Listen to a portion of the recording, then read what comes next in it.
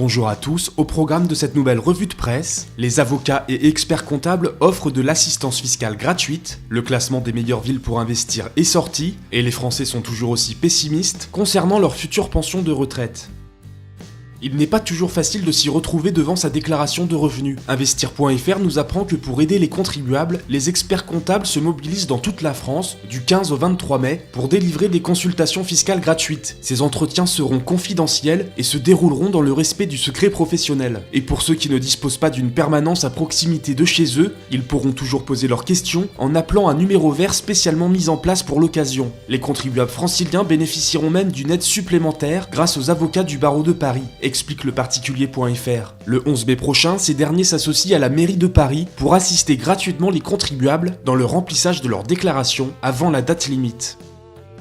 Dans quelle ville française faut-il investir pour réaliser un bon placement immobilier ? Comme chaque année, Explorimo identifie un palmarès prenant en compte des indicateurs économiques comme la démographie, l'emploi ou encore la vitalité universitaire. Le classement 2017 relayé par boursier.com marque l'arrivée en force de Rennes en tête du classement, devant la valeur sûre Bordeaux et Montpellier. Viennent ensuite Nantes, Lyon, Lille, Nîmes, Grenoble et Strasbourg.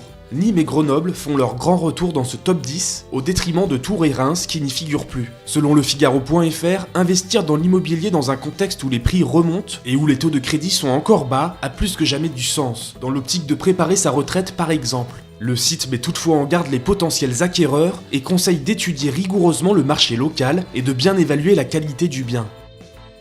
Les Français sont de plus en plus pessimistes concernant leur retraite. Selon une enquête HSBC reprise par 20minutes.fr, 8 actifs sur 10 nés après 1980 estiment que le montant des pensions versées par les caisses de retraite va baisser une fois qu'ils quitteront la vie active. On remarque dans cette étude la fracture entre baby boomers et millennials, qui sont seulement 14% à penser qu'ils n'auront le droit à rien après leur vie professionnelle pour les premiers, contre 44% pour les autres. En cause, le vieillissement de la population et la hausse des dettes nationales qui sapent la confiance dans la capacité des économies du monde à venir en aide aux personnes âgées. Ce sentiment d'inquiétude est pourtant assorti d'un certain attentisme, explique leséchos.fr. 40% des Français n'ont pas commencé à épargner pour leur retraite, alors qu'ils ne sont que 27% parmi les 15 autres pays cités par l'étude. C'est tout pour cette nouvelle revue de presse, on se retrouve très vite pour un nouveau point sur l'actualité des finances.